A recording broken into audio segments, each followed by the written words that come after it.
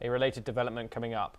Senior Russian officials have challenged the viability of US proposals to build a nuclear power plant in Armenia in a sign of Moscow's concern about the risk of losing a lucrative energy deal in a country it sees as part of its sphere of influence. US Vice President J.D. Vance, on a visit to Armenia this week, signed an agreement that could pave the way for the plant's construction and open what Vance called a new chapter in the deepening partnership between Armenia and the United States.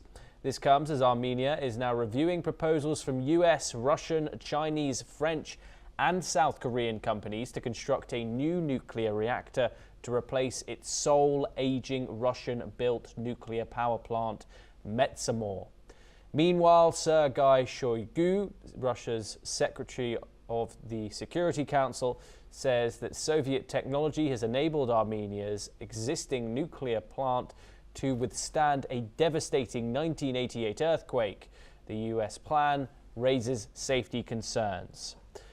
Professor Popovsky joins us once again to discuss this. This nuclear plant, the Metsamor nuclear power plant, built during Soviet era times, it supplies roughly 30 to 40% of the country's electricity.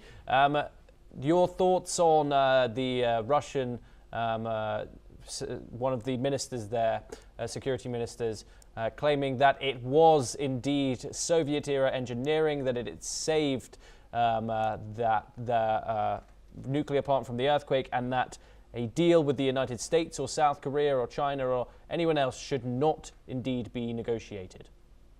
Well, again, Russia has nothing more to say than that. Going back to the Soviet Union, an old reactor, what did they do 45, 50 years ago?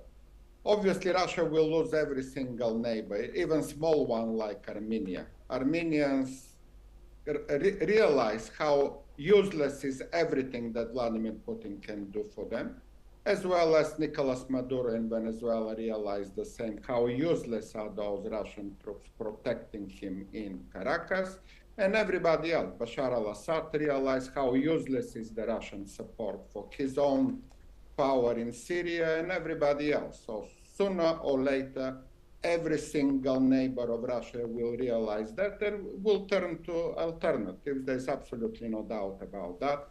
That ambition of Putin to become an emperor and to recreate the Soviet Union turns exactly into the opposite. Sweden and Finland joined NATO after his aggression in Ukraine.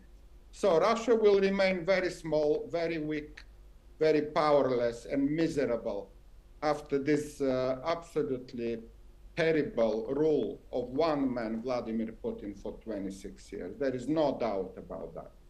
So simple. Armenia shows that very, very clearly. It was a Russian ally until a couple of years ago. That's all gone.